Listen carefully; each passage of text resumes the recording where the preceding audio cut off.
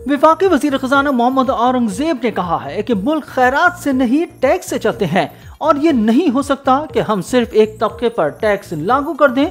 इस्लामाबाद में वफाकी वज़रा अता तारड़ और आजम नज़ीर के हमरा प्रेस कॉन्फ्रेंस करते हुए वफाकी वजीर खजाना मोहम्मद औरंगजेब ने कहा कि 9% टैक्स टू GDP की रेशियो से मुल्क कैसे चल सकता है।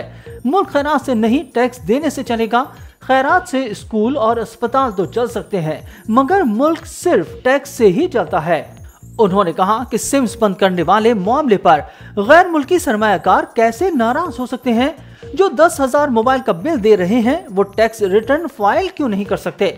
मुल्क चलाने के लिए टैक्स के निज़ाम को मुस्तहकम करना जरूरी है। तनख्वाह दर तबके पर 50,000 से टैक्स लागू हो जाता है और ये नहीं हो सकता कि हम सिर्फ एक तबके पर टैक्स लागू कर दें।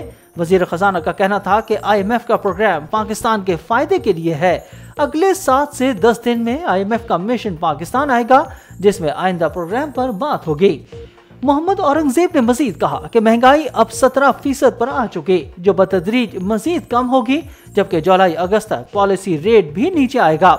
हमें पब्लिक प्राइवेट पार्टनरशिप की तरफ जाना चाहिए और हमें अपने अखराजात को कम करना है। टैक्स इस्लाहात वक्त की अहम जरूरत है। गैर तरक्याती अखराजात को कम करना जरूरी है। उनका कहना था कि पेंशन अखराजात को काबू में लाने के लिए इक़दामात करना होंगे और बुनियादी ढांचे में इस्लाहात हमारे एजेंडे का हिस्सा है जबकि FBR के डिजिटलाइजेशन पर भी काम जारी है। ये चीज़ें एक दूसरे के साथ मुंसलिक हैं क्योंकि ये शुरू हुआ जो ये मैक्रो इकनॉमिक स्टेबिलिटी का जो इस वक्त फेज़ है हमारे पास, तो वो शुरू हुआ जब प्राइम मिनिस्टर ने 9 मंथ स्टैंड बाय एग्रीमेंट को ही took it through the finishing line. क्योंकि ये बहुत इंपॉर्टेंट है ये बात समझना कि जब IMF से आप बात कर रहे होते हैं तो there is no plan B, इसीलिए उसको लेंडर ऑफ लास्ट रिजॉर्ट कहा जाता है।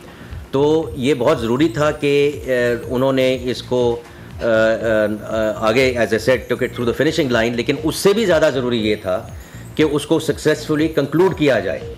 बिकॉज वो जो बात होती है कि हमारा बजट डेफिसिट है, हमारा करंट अकाउंट डेफिसिट है और तीसरी चीज़ उसमें ट्रस्ट डेफिसिट की आ रही थी। तो ये जो हमारा प्रोग्राम सक्सेसफुली कंक्लूड हुआ अल्हम्दुलिल्लाह, जिसके 29 अप्रैल को हमें ये $1.1 बिलियन की आखिरी जो है किस्त मिली, अब उसको ही हमने आगे लेकर जाना है।